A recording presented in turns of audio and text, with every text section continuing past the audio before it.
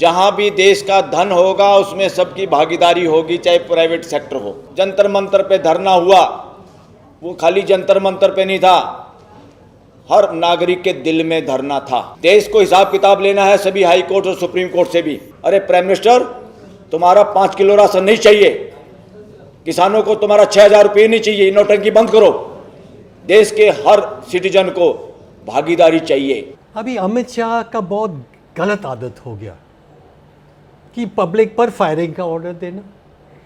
Police commissioner will not open fire without Amit Shah's order, so Amit Shah has ordered open fire.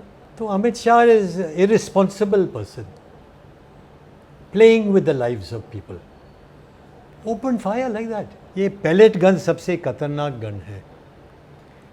Pellet gun ऐसा air rifle जैसा pellet gun नहीं है, ये cartridge होता है 9 शॉट, और कार्ट्रिज के भीतर 600 पैलेट है। कार्ट्रिज इतना लंबा है, 600 पैलेट है। ये बैंड है, यूरोप में कोई इस्तेमाल नहीं करेगा, अमेरिका, यूरोपियन यूनियन कोई इस्तेमाल नहीं कर सकता है। बैंड क्यों है? क्योंकि अगर तुम इस तरह से फायरिंग करोगे, टारगेट ये है तुम्हारे सामने, ये तो इस तरफ से जाएगा, ये कोन शेप में। तो कोई ऊपर है, ऊपर से बालकनी से देख रहा है तमाशा, जैसे जम्मू में थे, बच्चे देख रहे, महिलाएं देख रहे, तो पैलेट उनको लगेगा। आप मुझे ये बताओ, यहाँ पे लाखों लोग थे, उनको स्टोन पेल्टिंग करके क्या मिलता? बताओ ना आप मुझे। उनको पीसफुल रह के जो भी मिलना था, पीसफुल रह के मिलना। Who were in the protest and who were struck and injured grievously by the pellet guns. बहानेबाजी Modi ji भी करते हैं, अमित शाह जी भी करते हैं, और हमारे वाले भी करते हैं। सवाल करना हम लोग भूल चुके हैं, और अंधभक्ति हमारे यहाँ भी बहुत है। रिजल्ट किसी ने कुछ दिया नहीं। दोस्तों, जब ये सीजीपी आंदोलन ख़त्म हुआ और जिस तरह से 20 जुलाई को बच्चों पर लाठियां चलाई गई, फिर टियर गैस हुई और पैलेट गन भी चला दी गई, यहाँ पर आपने ये ज़रूर देखा होगा कि सारे विपक्षी दल एक साथ आ गए थे, उन्होंने इसका विरोध किया था। छात्र संगठन एक साथ आ गए थे, छात्रों ने इसका विरोध किया था, सिविल सोसाइटियों ने इसका विरोध किया था। लेकिन इसका एक जो सबसे बड़ा पहलू है और जिसने सबसे बड़ा सवाल उठाया है, वो देश के वकीलों ने, अधिवक्ताओं ने, एडवोकेट्स ने, सुप्रीम कोर्ट्स के हों या हाई कोर्ट के हों, उनकी एक पूरी जमात है। अलग अलग अधिवक्ता, अलग अलग वकीलों ने ये मांग रखी और ये बताया कि ये जो पैलेट गन चली है, ये जो लाठी चार्ज हुआ है बच्चों पर, ये जो आंसू गैस छोड़े हैं, ये कितना असंवैधानिक है। तो हमें लगा कि स्वतंत्र पर हम आपको उन वकीलों के चर्चाएं बताएं, उन वकीलों के बारे में बताएं कि कैसे उन्होंने विरोध किया और कैसे उन्होंने कहा कि ये पैलेट गन चलने के लिए क्यों अमित शाह जिम्मेदार हैं। इसमें कई हैं, वृंदा ग्रोवर हैं, सीनियर वकील हैं, आपके महमूद प्रचा हैं, आपके बलराज मलिक साहब हैं, कॉलिन हैं। इन सब की बातें सुनिए और समझिए कि किस तरह से हमारे संविधान पर एक तरह से हमला हुआ है, जैसे कि हमारे युवाओं पर लाठी चली है या पैलेट चली है। भाई को कितने सारे यहाँ पे जख्म हो गए हैं, देखिए आप देख सकते हो। और बताइए, इतने सारे जख्म लेकर बंदा सोएगा कैसे? गर्मी इतनी हो रखी है।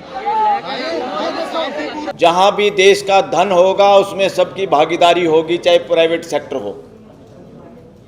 और देश में इलेक्शन बैलेट पेपर से होगा। नोट करो इस बात को, इसके लिए संघर्ष करना पड़ेगा। सिर्फ संघर्ष भी नहीं करना, इकट्ठे होना है।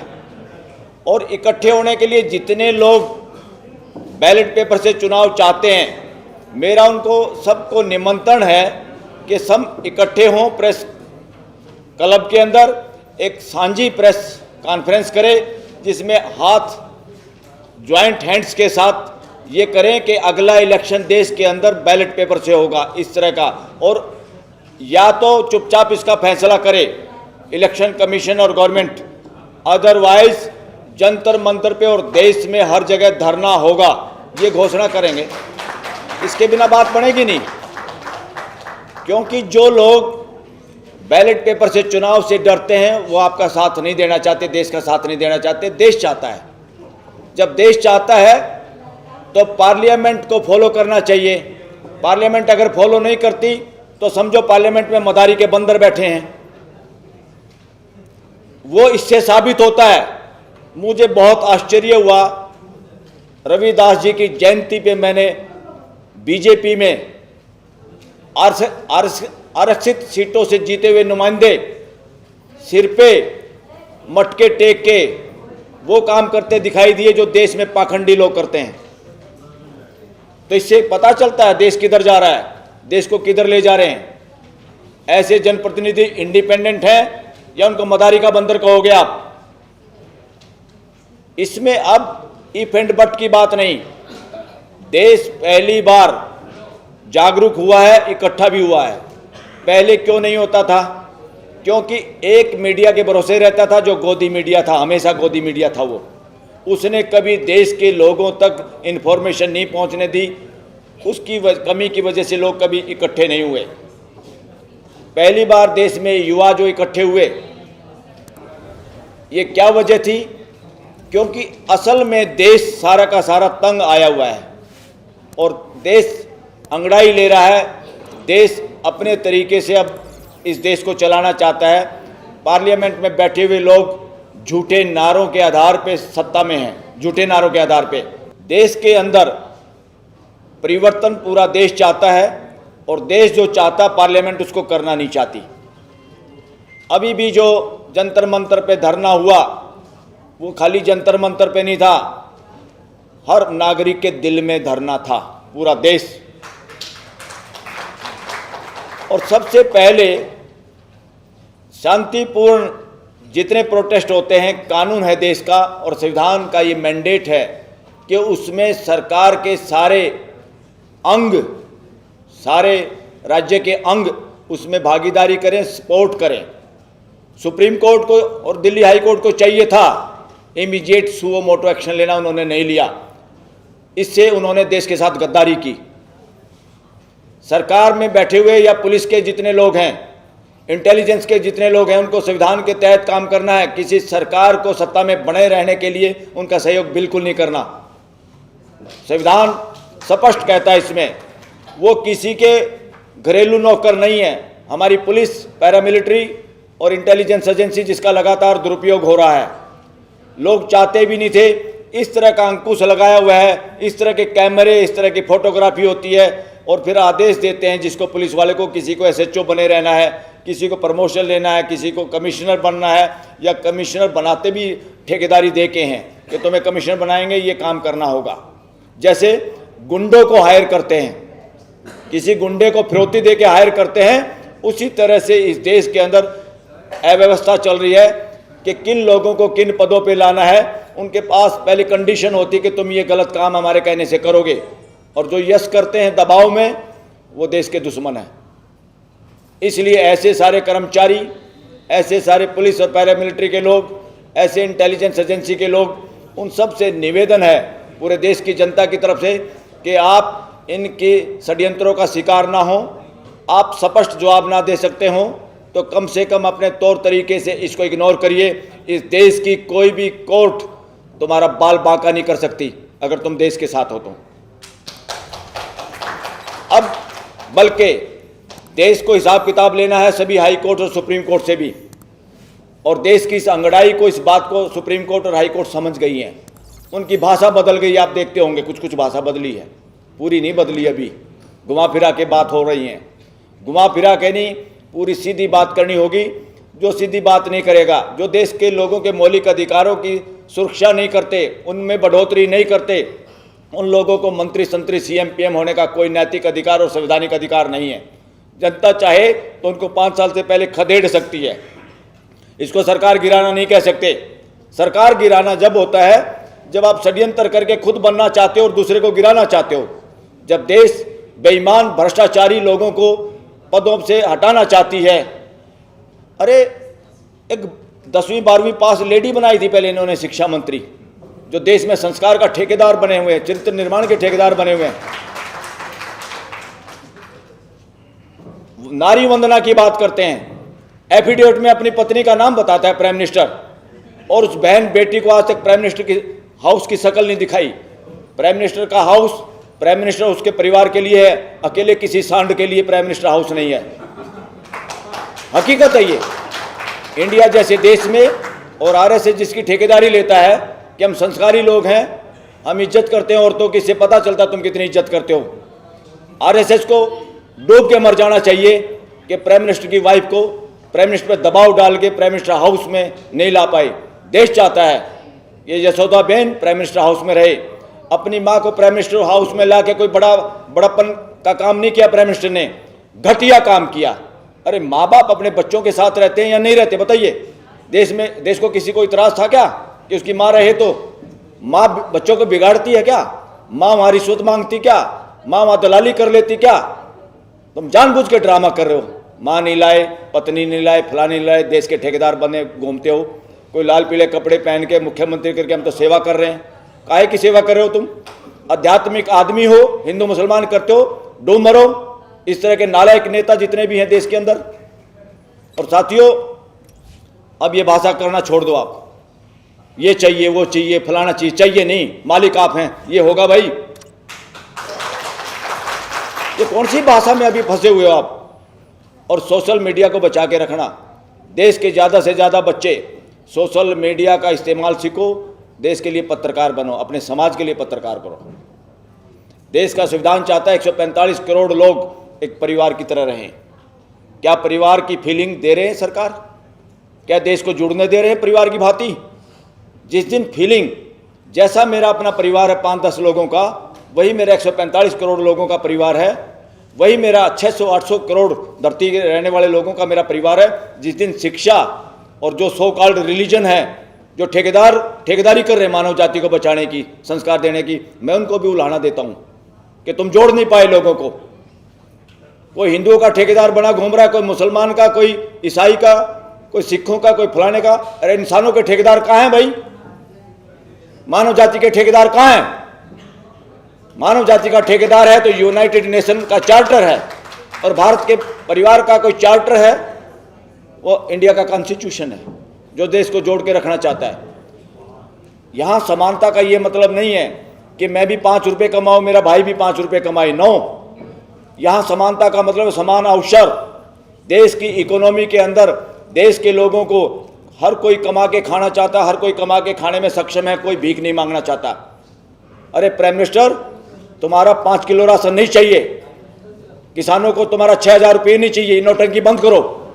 देश के हर सिटीजन को भागीदारी चाहिए, इकोनॉमी में अपॉर्चुनिटी चाहिए, ठगी नहीं चाहिए।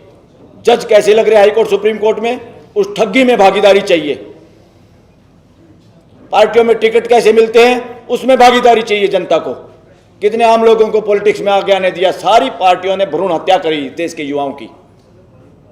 ईमानदार, कर्मठ और जुझारूपन जिनके अंदर था, उनको तबाह कर दिया नारे लगवा के। हमारा नेता कैसा हो, नरेंद्र मोदी जैसा हो, हमारा नेता कैसा हो, राहुल गांधी जैसा हो, हमारा नेता कैसा हो, अखिलेश यादव जैसा हो, हमारा नेता कैसा हो, बहन मायावती जैसा हो। क्या नॉनसेंस नारे लगा रहे हो भाई? क्यों लगा रहे हो? हमारे देश की व्यवस्था कैसी हो, संविधान के जैसी हो, ये नारे की जरूरत है। हमारे देश की पॉलिटिकल पार्टी कैसे हों, संविधान के जैसी हों। हमारे देश के सारे नेता कैसे हों, संविधान को पालन करने वाले हों। या एक दुकानी एक नाथ का नारा लगाने का मतलब है तुम मनुवाद के अंदर जकड़े हुए हो। अभी मनुवाद एक का नारा देता है, सुपीरियर, एक सुपीरियर, वो घर में हो चाहे देश में हो। वो कथा कहानी ग्रंथों का हवाला देते हैं, जब जब धर्म की हानि होती मैं आता हूँ। हमारे यहाँ कहते हैं ऐसे तो हम बटेव को भी पीटते हैं जो नाश होने के बाद आता है।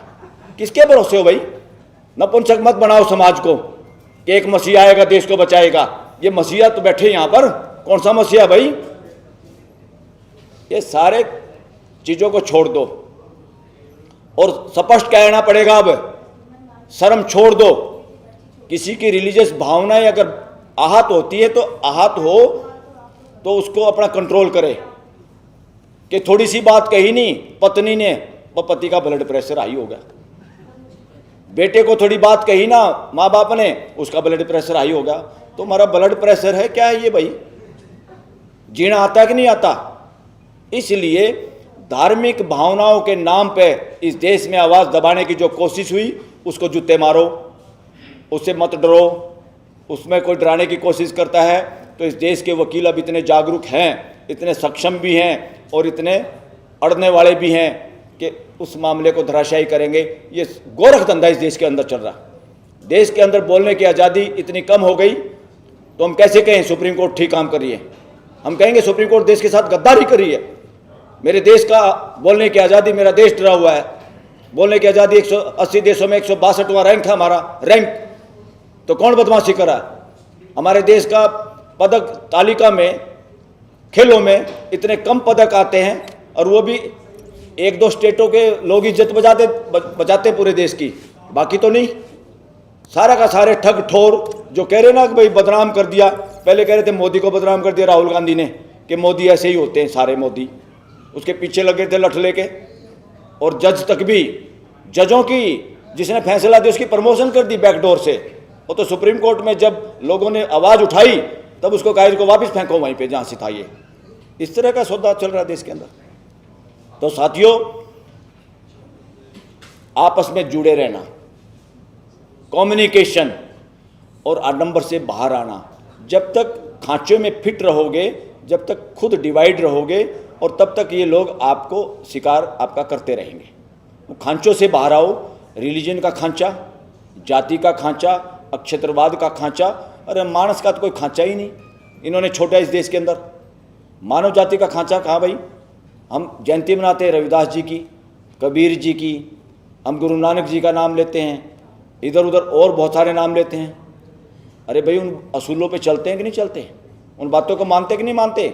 या एक ही दिन सिर पे मटका उठा के एक ही दिन अपना हेलो हाई करके समाप्त हो जाता है? महापुरुषों का मतलब है कि उन्होंने जो बातें कही अपने तजुर्बे के आधार पे पूरी मानव जाति की भलाई के लिए, क्या हम उनको फॉलो करते हैं, मानते भी कि नहीं मानते? तो उनका मानना जरूरी है।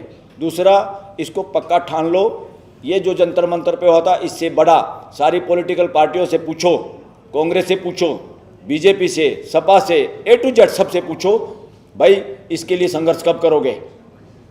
और अपने अपने एमपीओं का घेराव करो, जितने भी, चाहे सत्ता में हैं चाहे विपक्ष में हैं। उनको कहो, सत्ता पक्ष में जब बैठे हुए हैं, कि अब हमें इस पे एक रत्ती भर भरोसा नहीं है झूठे आदमी पे, क्योंकि 15 लाख का झूठ बोल के, आपको कोई वादा करके, गलत रिप्रेजेंटेशन दे के आपकी कोई चीज़ छीन लेता है तो मुकदमा झेलता है, सजा है उसकी।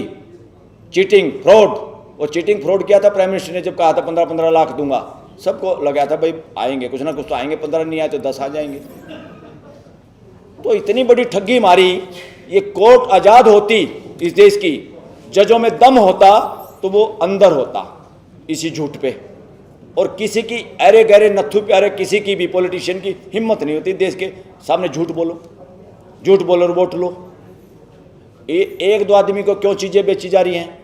पूरे देश में चर्चा है, मैं भी इस बात से सहमत हूँ कि वहाँ सारा तय होता है कि जो 20,000 करोड़ की चीज़ है वो 2,000 करोड़ में मिलेगी, तो 18,000 करोड़ या 15,000 करोड़ रुपये जाएगा 2 नंबर में। जब एमपी खरीदेंगे वो पैसा जब देना आपको। जब इलेक्शन में शराब बांटनी है, एमएलए एमपी खरीदने हैं, कुछ भी करना है, जहाज में इधर से उधर जानवरों की तरह ढोने हैं महाराष्ट्र के एमएलए, तो तब यूज करना वो पैसा। ये 2 आदमी उतने ही बदमाश हैं, देश के गद्दार हैं। दोनों बिजनेसमैन नहीं है, देश के गद्दार हैं, देश के साथ गद्दारी कर रहे हैं। इस देश में 2 आदमी पैसे वाले हो जाएं, 2 आदमियों को भगवान के दर्शन हो जाएं, 2 आदमी ज्ञानी हो जाएं, ये नॉनसेंस पे भरोसा मत करो। ये नॉनसेंस है, ये ठगी है, ये बेईमानी है। देश के अंदर अब आवाज़ उठ रही है, उस आवाज़ उठाने में हम लोग बिल्कुल साथ हैं कि इस देश के अंदर बीजेपी के सारे 2 नंबर के बने हुए पैसे से दफ्तर, आरएसएस के सारे ठोर ठिकाने और ये और इनके सारे रिश्तेदार जितने विदेशों में रह रहे, इन पूरे 12 साल में कहाँ कहाँ पैसा गया है। और अडानी अंबानी की सारी संपत्ति, चाहे वो विदेशों में घर खरीदे इन्होंने, सारी की सारी का राष्ट्रीयकरण करना बहुत ज़रूरी है। मैं इस बात से सहमत हूँ। क्यों राष्ट्रीयकरण करना जरूरी है? क्योंकि ये चोरी का पैसा है। बरसात का पानी गड्ढे में इकट्ठा होता है, समतल भूमि पे नहीं होता, वो चलता रहता है, हर जगह वो पानी पहुंच जाता है। गड्ढों में पानी इकट्ठा होता है, ये गड्ढे हैं पॉलिटिकल गड्ढे, इन गड्ढों से बचना है साथियों। और लास्ट बात कह के मैं अपनी बात ख़त्म करूंगा। पहले तो बैठे हैं अपने आगे एमपी साहब, विल्सन जी बताओ, आपकी पार्टी बैलेट पेपर से चुनाव चाहती है कि नहीं चाहती? बताइए। Your party wants election by ballot paper और not?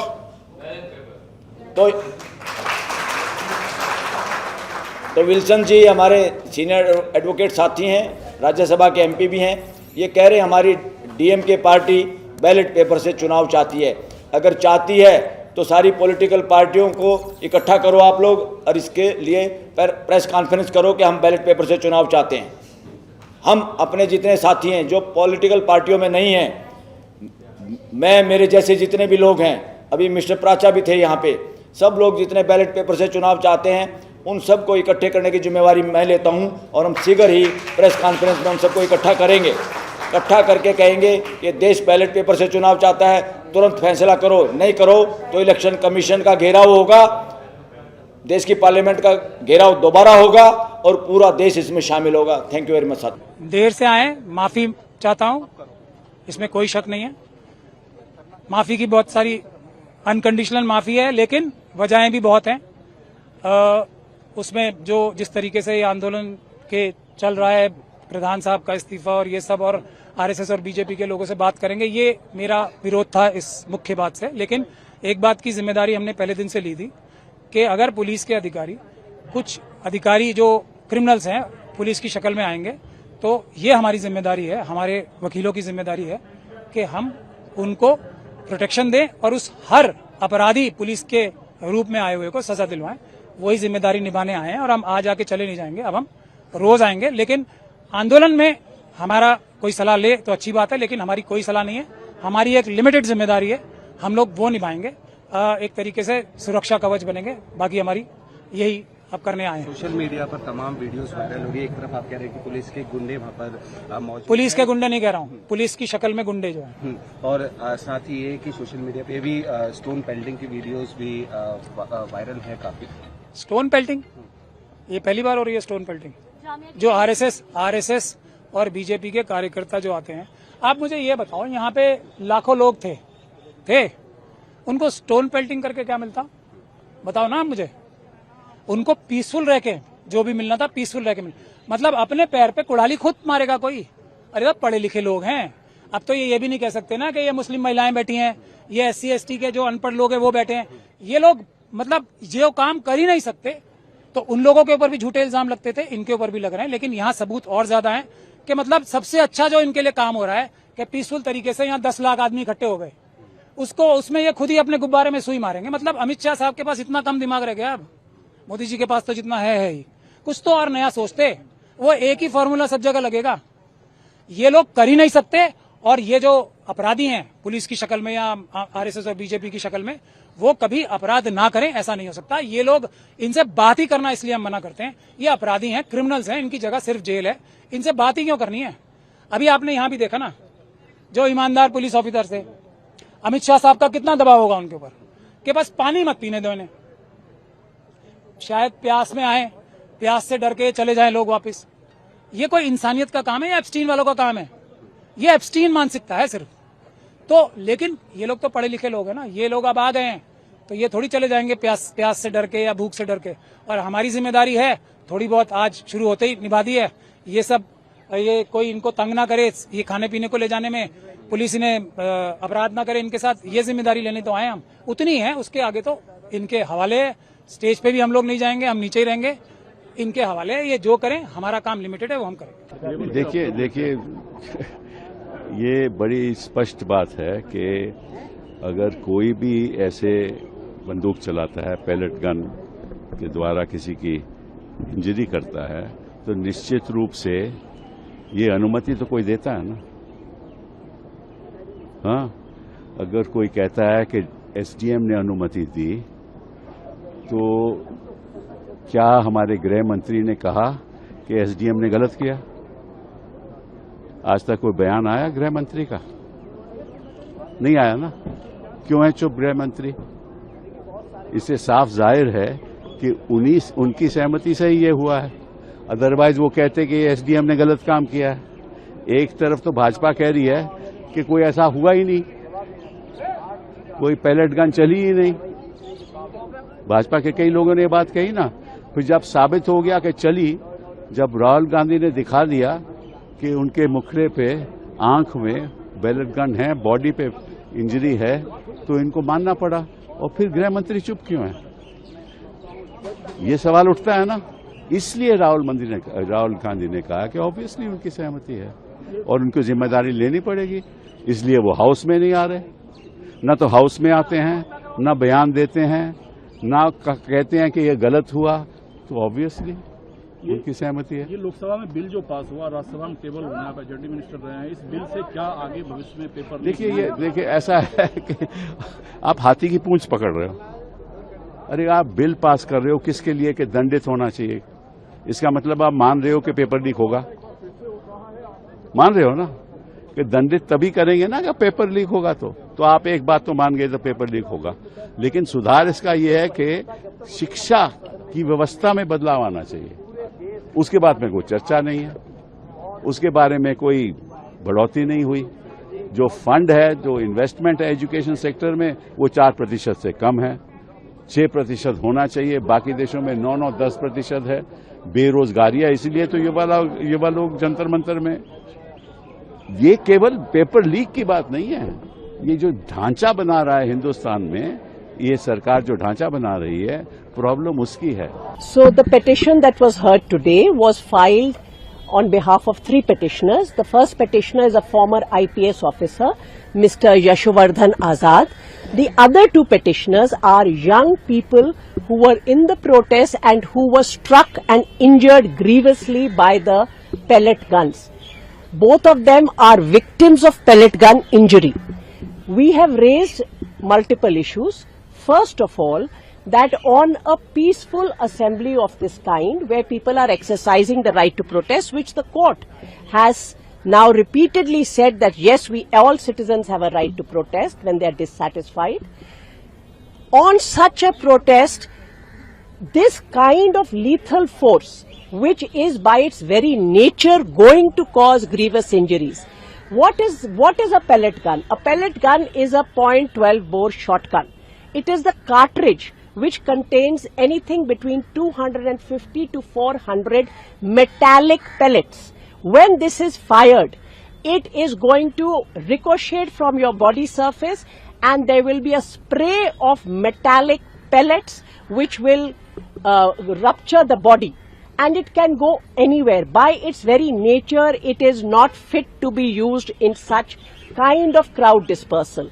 We know that there is one young man who is a right eye. The doctors are saying they may never be able to restore vision. These 2 also have had just a close shave. There is a pellet here, there is a pellet in the mouth, there is a pellet in the neck. All over the body there are multiple metallic pellets, which some there has been surgical treatment, some there it still has to be done. Whether this is the correct mode by which crowd dispersal will be done is a question the court has to consider upon the principles of necessity and proportionality. Today it was mentioned by the court that we may not be able to respond if there is such an open-ended prayer. What the court needs is the specific standing order or regulation which should be challenged. We have requested that the Union of India or NCT Delhi place before the court the specific standing order by which, if it exists, we were unable to locate it. Very little information or material is nowadays available on the internet. It is for the Union or the NCT to place on record before the court which is the regulation, which is the standing order, if any, on the basis of which pellet guns were used. We know they were used by RAF. RAF came in aid of the Delhi police. The permission, and this is work done by the Hindu journalists, the permission was authorized by the DCP as it should be. But where is the standing order that on this kind of crowd, which is unarmed protesters, you can fire metallic pellets which will cause grievous injury? That is the first substantive issue. We have also told the court they will require medical treatment. the entire medical treatment must be comprehensively done by the government. For that, an order has already been passed. Thirdly, we have raised the issue of compensation, including I have requested to the court that the court may consider even granting interim compensation, because not only is there physical injury which leads to all other kinds of complications, loss of work days, etc., but also the mental trauma when a young person says, I'm going to join other young people of my country and make a demand for a better education system. That person should not return home with grievous multiple injuries on the body. So there is trauma that we have to consider.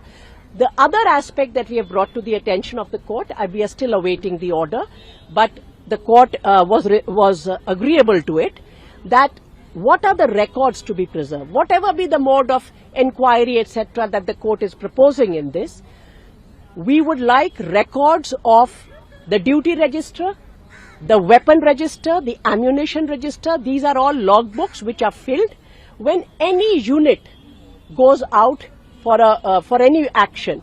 So the RAF in this regard will have these registers. Those must be preserved so that they, at the time of inquiry, they can be considered.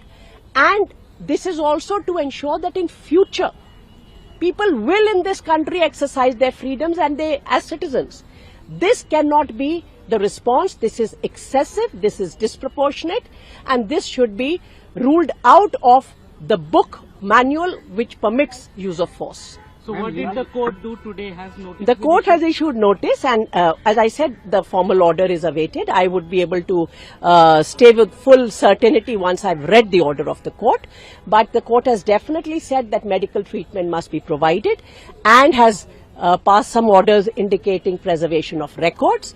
On the other aspects, we are awaiting the order. And what about the complete ban, demand to completely So the court, that is on which Justice Bagchi in particular mentioned that we need to see the particular standing order or regulation. And that standing order or regulation, I think the Union of India or any other NCT Delhi which has that standing order must place it before the court so that this matter can now be set. And what was very rightly said by the Honorable Chief Justice, he said that some kind of protocol must be set about what kind of response and use of force and what kind of weapons can be used against crowds which are unarmed and protesting.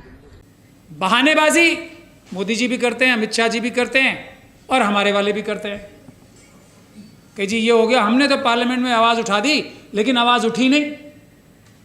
ये है बीमारी, ये है problem. और हम कहते हैं चलो वाह क्या बात बोली, क्या बात है, क्या स्पीच दी है, वाह वाह, यही करते हैं ना।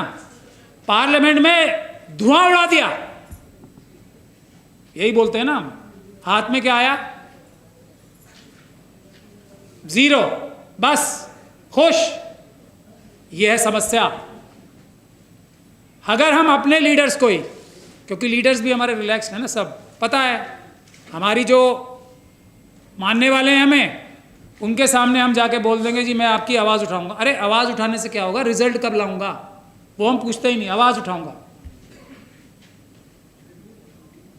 सवाल करना हम लोग भूल चुके हैं और अंधभक्ति हमारे यहाँ भी बहुत है। रिजल्ट किसी ने कुछ दिया नहीं और तारीफें ही तारीफें, तारीफें ही तारीफें, तारीफें ही तारीफें। बाबा साहब तक को ही बता देते हैं। हमारे लोग कुछ पॉलिटिकल पार्टीज में चले गए, मुझे बड़ा दुख होता है, जो बाबा साहब के गुणगान करते नहीं थकते थे।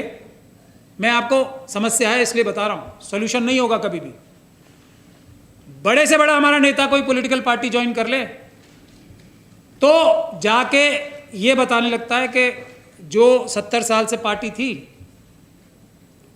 उसने वो नहीं होती तो बाबा साहब के संविधान के तहत जो चीज़ें मिली थी मिलती नहीं हमें। ये हमारे बड़े बड़े इंटेलेक्चुअल बोलते हैं, शर्म से सर झुक जाता है मेरा। किस चीज़ की तारीफ कर रहे हैं? बाबा साहब डॉक्टर भीमराव अंबेडकर ने अपने मुट्ठी भर साथियों के साथ मिलके वो चीज़ ब्लैक एंड वाइट में संविधान में देश जिससे चलेगा उस डॉक्यूमेंट में लिख दी। अब जो हमारे पॉलिटिकल पार्टीज ज्वाइन कर लेते हैं लीडर्स, वो क्या बोलते हैं हम पे एहसान करने के लिए कि ये पॉलिटिकल पार्टीज कितनी महान हैं, कि ये पॉलिटिकल पार्टीज जो रही हैं इतने सालों तक, उन्होंने अगर बाबा साहब के संविधान पे अमल ही नहीं किया होता तो हमें मिलता क्या? देख रहे हो क्या कह रहे हैं ये? और ये उन पॉलिटिकल पार्टीज को भी सोचना चाहिए। सोचने वाले हमारे समाजों में भी हैं। क्या कह रहे हैं वो? कि इन पॉलिटिकल पार्टीज ने, बाबा साहब ने जो संविधान के माध्यम से आपको दिया था, उन्होंने पूरी तरीके से नहीं चुराया, कुछ आपको उसमें से दे भी दिया। यही कह रहे हैं ना वो, कि भाई ये जो हम पढ़ लिख गए, हमें नौकरी मिल गई, हम ये बन गए, हम प्रोफेसर बन गए, इंजीनियर बन गए, ये इन पॉलिटिकल पार्टीज की देन है। बाबा साहब ने जो लिखा था वो अमल नहीं करते तो हम क्या कर लेते? ये जो बोलते हैं ना, ये है हमारे कर्णधार नेता, और हम उन्हें नेता मानते हैं, उनकी तारीफें करते हैं। बाबा साहब की सारी मेहनत, जितनी कुर्बानियां, सब जीरो। और ये एहसान कि उन्होंने बाबा साहब की दी हुई चीजों में चोरी नहीं की, पूरी तरीके से थोड़ा बहुत आपको दे दिया। अब फिर यहां पे आंदोलन कर रहे हैं कि जी राम मंदिर में से चोरी कर ली। यही काम तो बाकी सब कर रहे हैं। रिजर्वेशन पूरी तरीके से मिली जिन लोगों के लिए है, बैकलॉग है या नहीं है, और हम तारीफें करते नहीं थक रहे हैं। यह है बीमारी की जड़। अपने लीडर्स को आइडेंटिफाई हमें करना पड़ेगा, और जो लोग इस तरह की बातें करें, झूठा एहसान माने, उन लोगों का एहसान माने जिन्होंने हक तलफी की है, और उसकी मसलियत बताएं फिर कि जी ये वजह ये है, नहीं तो बीजेपी आ जाएगी। फिर तो आप जो सबसे बड़े टारगेट है मुस्लिम कम्युनिटी, वही बन गए। अब तो सबके लिए यही हो गया, नहीं तो बीजेपी आ जाएगी। और ये बीजेपी रहेगी, आरएसएस और बीजेपी रहेगी, बिल्कुल रहेगी, कोई नहीं रोक सकता, क्योंकि ये हमारे लीडर्स ही ऐसे हैं, सच बोलने को तैयार नहीं है, हिम्मत नहीं है सच बोलने की। अब कांग्रेस पार्टी का मैं एग्जांपल दूं तो हम लोग जो आंदोलन सड़कों पे करते हैं, उससे राहुल गांधी जी ने कुछ सीखा, उन्होंने गलती मानी, अपनी पॉलिटिकल पार्टी की जो आज तक की लाइन थी वो बदल के उन्होंने गलती मानी कि हाँ हमसे गलती हुई। ठीक है, मानी कि नहीं मानी? बाबा साहब का नाम लेना शुरू किया, संविधान को दिखाने लगे, ठीक, और हमारे लोग जाके वहां ये बोल रहे हैं कि भाई ये नहीं होते ही पार्टी तो हमें कुछ मिलता ही नहीं। तो जो नेता सही रास्ते पे थोड़ा सा चला था ना, राहुल गांधी, उसको वापिस उस तरफ ले आया कि नहीं नहीं आप ही ने तो किया है सब कुछ, अब राहुल गांधी जी क्या कर लेंगे? क्योंकि उन्हें लगा ये तो इसी से सेटिस्फाइड हैं, इनका 100% हक बाबा साहब ने दिया था, हमने 5% दिया है, उसमें ही हमारा एहसान मान रहे हैं। ये है बुनियादी बात। अब आप जिस भी पॉलिटिकल पार्टी में रहो, आप अब किसी नाम से पुकार लो, बहुजन नाम था, अब यहां भी आपने बहुसंख्यक लिख लिया। बहुजन में कुछ परेशानी थी?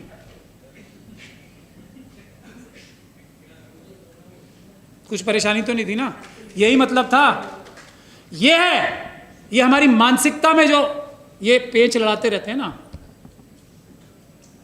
एक बसपा की कोई बपौती नहीं है बहुजन शब्द। ये बुनियादी बातें हैं। आपने शब्द चेंज कर दिए तो दो ग्रुप तो वैसे बन गए, एक बहुजन वाले, एक बहुसंख्यक वाले, लड़ो आपस में। अब डायरेक्ट मैं बोलूंगा ही, तुम यहीं से भी, मैं वही तो कह रहा हूं, उसमें ट्राइबल्स नहीं है। अब मेरे से बुलवाना ही है तो बुलवा लो, मैं तो बोलना नहीं चाह रहा था। ट्राइबल का है तो जरूरत नहीं है ना। काशीराम जी का दिया हुआ शब्द है, उसको तो सबके हैं, काशीराम साहब को एक पॉलिटिकल पार्टी के नहीं है। उन्होंने एक दिया जलाया था, बाबा साहब ने जो लिखा था ना, उसको अमल करने का रास्ता दिखाया था। अब जो भी आप जितने नाम रखोगे ना नए, उतना ही हम लोगों में कि ये तो बहुजन वाले हैं, ये बहुसंख्यक वाले हैं, और ये पीडीए वाले हैं। ये कुछ बुनियादी चीजें हैं।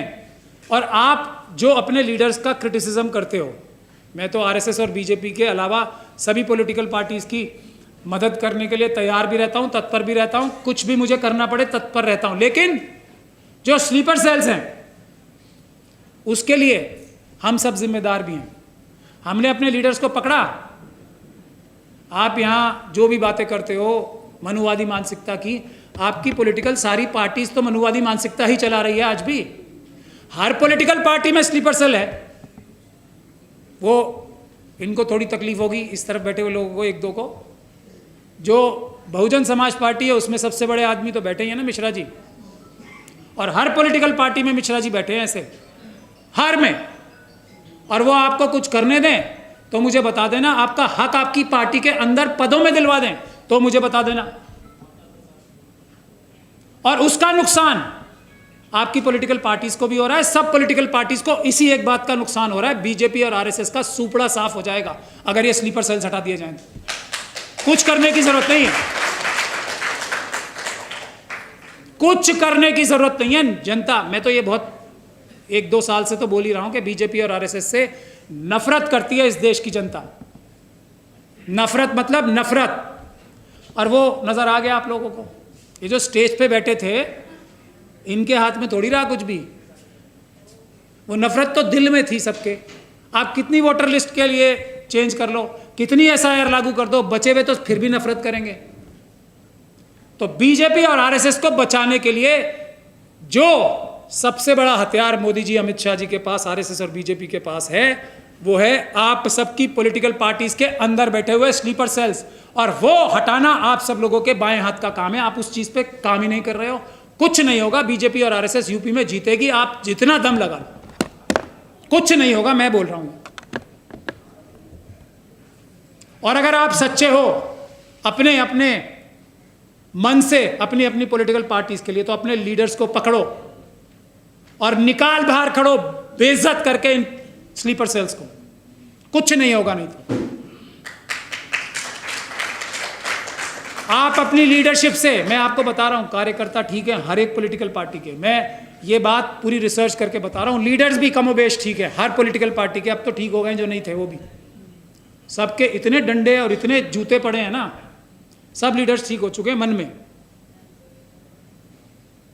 और कार्यकर्ता तो हैं ही बहुत बढ़िया। कार्यकर्ता बढ़िया, मैं सबसे अच्छे इसलिए बोल रहा हूं कि ना उन्हें कोई पद मिल रहा है, ना उन्हें कोई बेनिफिट्स मिल रहे हैं, और यह भी पता है कि हम पूरी ताकत लगाएंगे और टिकट कोई पिछले दरवाजे से ले लेगा। उसके बावजूद भी जान हथेली पे लेके आज भी सामने आने को तैयार है कार्यकर्ता, हर पॉलिटिकल ऑपोजिशन पार्टी के, आरएसएस बीजेपी।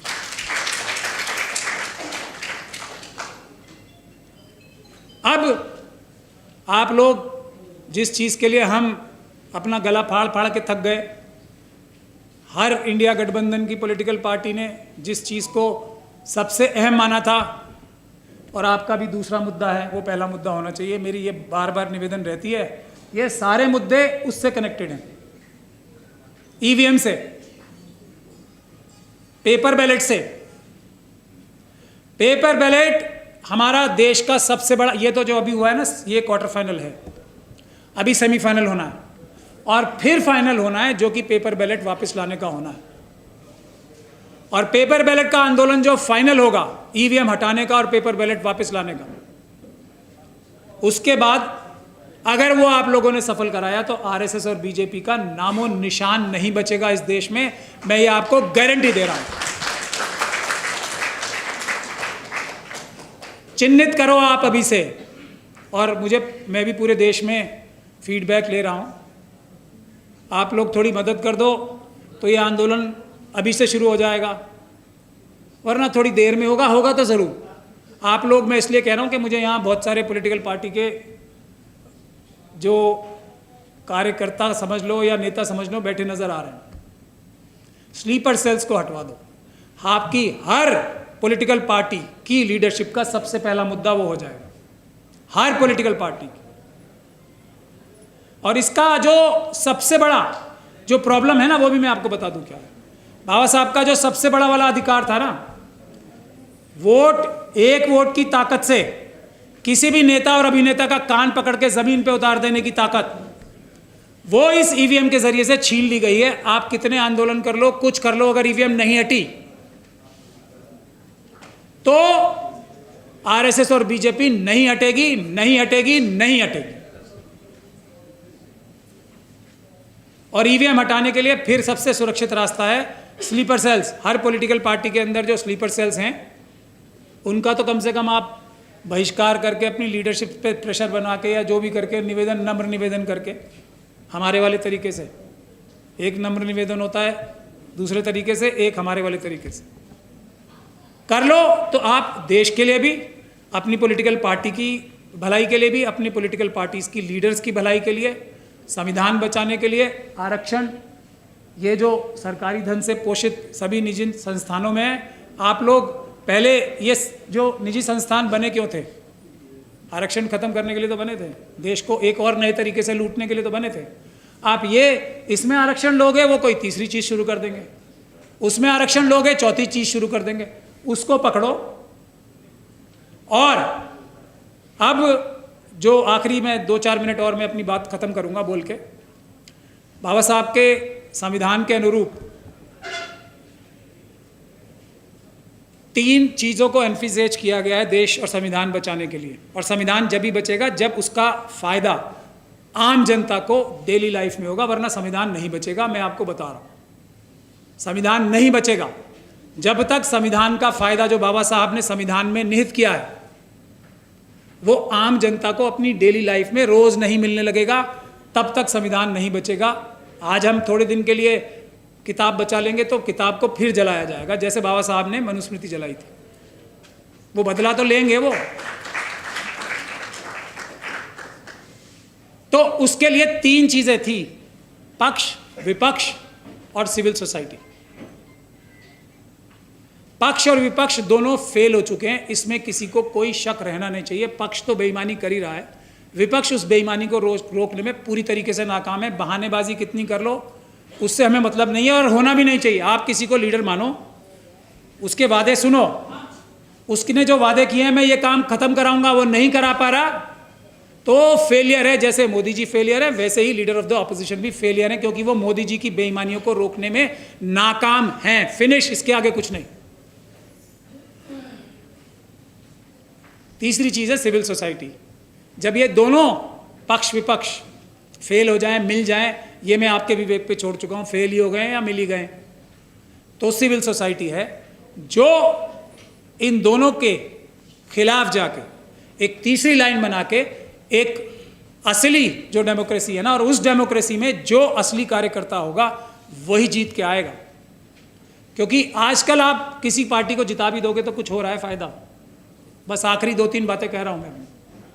आपने अब ये कांग्रेस पार्टी सेफ है 100 सीटें लेके, 99 सीटें लेके, मुझे बताओ आप 50 से ज्यादा उनके डायरेक्ट टच में है। ये तो आंदोलन हो गया ये, वरना अब तक आपके 400 पार हो चुके होते। ये मैं बता रहा हूं आपको, राहुल जी को शायद ये नहीं पता होगा।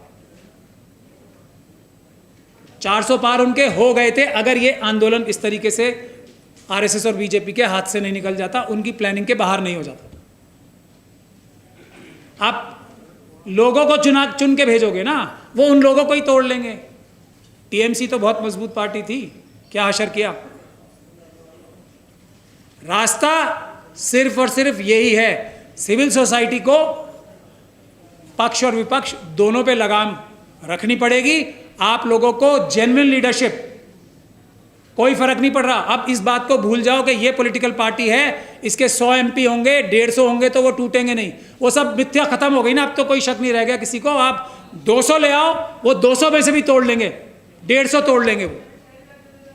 तो ये भी एक जो हमारे सामने एक बना के रखा हुआ था ना कि जी ये अकेले अकेले जीतेंगे तो वैसे चले जाएंगे। अब आप दुकेले और 28 जिता लो, 20 के 20 चले जाएंगे। तो चुन चुन के जो सच्चे अम्बेडकरवादी हैं, ये उनको सामने आना पड़ेगा। वकीलों को सबसे आगे सामने आना पड़ेगा। वकील जो, अब तो हमारी बात बड़े बड़े वकील भी मान रहे हैं ना, अब पिटीशंस नहीं डाल रहे हैं अंदर कोर्ट के। हम लोग तो रोज पिटीशंस डाल के और जीत के भी कोई हाथ में नहीं ले पाए ना। तो अब बड़े बड़े वकील भी भारत के संविधान का प्रिएम्बल कोर्ट के बाहर पढ़ रहे हैं, जो अपने आप को बड़ा वकील कहते हैं। मैं तो किसी भी बड़े वकील को अच्छा वकील मानता ही नहीं। तो उनको भी मजबूर होकर संविधान पढ़ना पड़ रहा है, अदालतों के अंदर पिटीशंस लगाने से बचकर।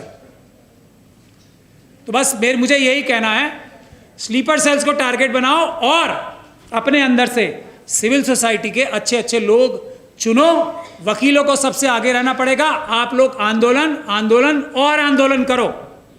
हम वकील आपकी ढाल बनके हर आंदोलन में आपकी हिफाजत करेंगे, सड़क के ऊपर भी, और जरूरत पड़ी तो अदालतों में भी जाएंगे, लेकिन अदालत में जाने की जरूरत पड़ेगी नहीं अगर आंदोलन मजबूत होंगे, ये मैं गारंटी दे रहा हूं आपको। फिर आखिरी बात, इस आंदोलन में और किसी भी आंदोलन में अगर किसी को तंग किया जाएगा, और जो बच्चे बच्चियों को अब भी तंग किया जा रहा है, उन सब की जिम्मेदारी हम जैसे अंबेडकरवादी वकीलों की है। हमसे कांटेक्ट करें, हम free of cost, pro bono, बगैर किसी फीस के आपको पूरी हिफाजत भी देंगे, और हिफाजत से ज़्यादा ज़रूरी, हम इन पुलिस के भ्रष्ट अधिकारियों और आरएसएस और बीजेपी के लोगों के खिलाफ मुकदमे करा के उनको जेल भिजवाने का काम भी करेंगे। बाबा साहब डॉक्टर भीमराव अंबेडकर को हम सब मानते हैं या मानते हैं, ऐसा हम कहते हैं। उनकी बहुत सारी खूबियां थी। एक खूबी ये भी थी कि वो प्रॉब्लम को, मुसीबत को आइडेंटिफाई ठीक से करते थे और उसका सलूशन ठीक से देते थे। हमारी सबसे बड़ी समस्या जो आज है वो यही है, हम लोग प्रॉब्लम आइडेंटिफाई भी ठीक से नहीं कर रहे हैं और उसका सलूशन भी ठीक से नहीं दे पा रहे हैं। और वो समस्या का समाधान है, हमें अपनी लीडरशिप को ठीक करना है।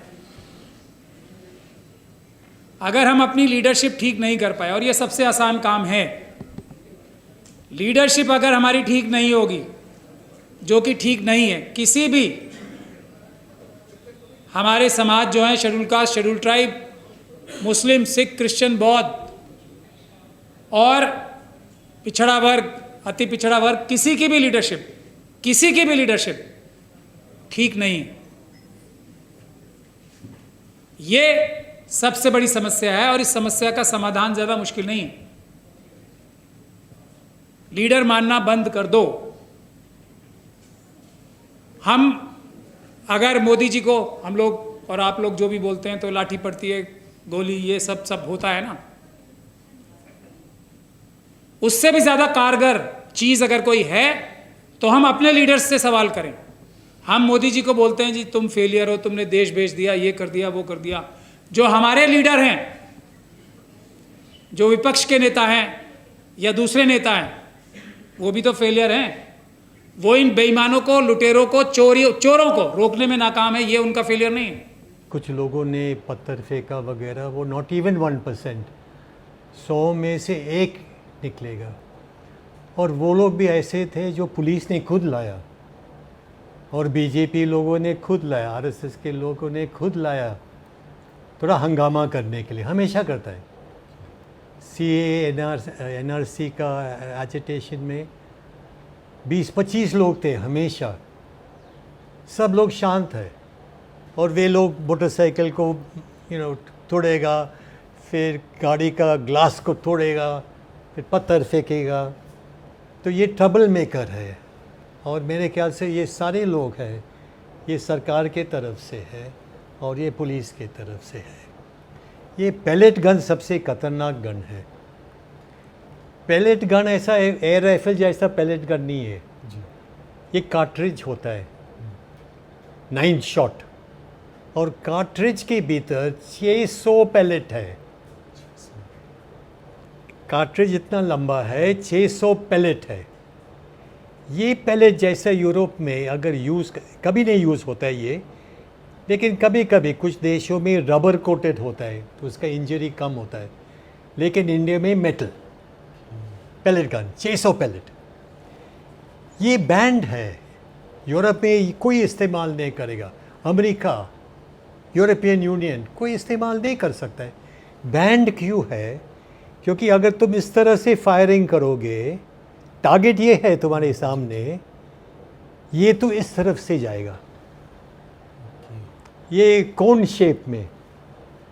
तो कोई ऊपर है, ऊपर से बालकनी से देख रहा है तमाशा, जैसे जम्मू में थे, बच्चे देख रहे, महिलाएं देख रहे, तो पैलेट उनको लगेगा।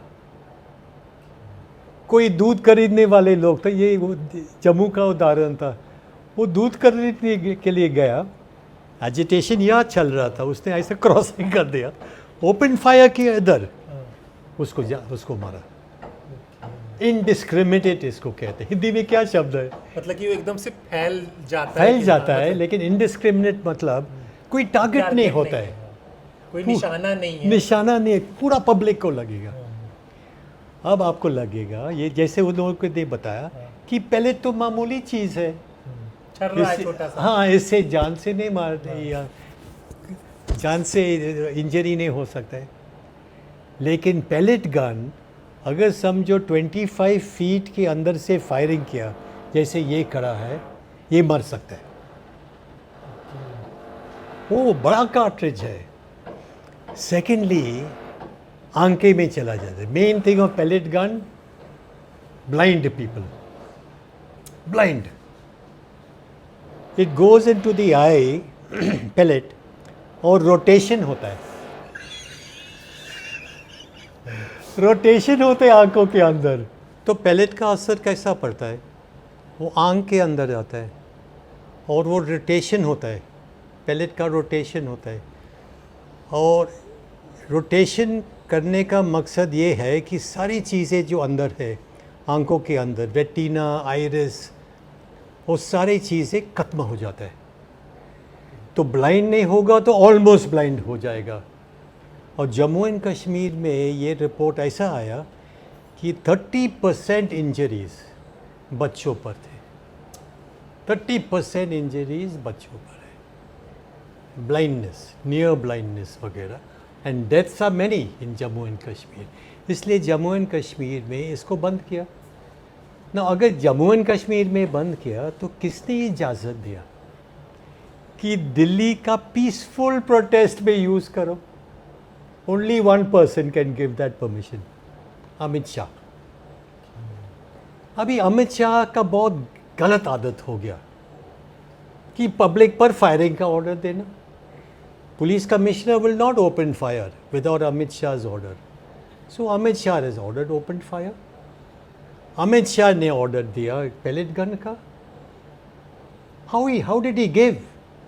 और जम्मू एंड कश्मीर का केस में जो मैंने किया था, उसमें लोगों सरकार ने आश्वासन दिया कि we will order an inquiry, home ministry inquiry. फिर उसने कहा कि होम मिनिस्ट्री इंक्वायरी ख़त्म हो गया, हमारे पास रिपोर्ट है। तो हमने कहा रिपोर्ट पेश करो कि हमने स्टडी किया कि इसका डेंजर कितना है, ये यूज़ कर सकता है या नहीं। They never gave the report, आज तक किसी को नहीं दिया, टॉप सीक्रेट रिपोर्ट।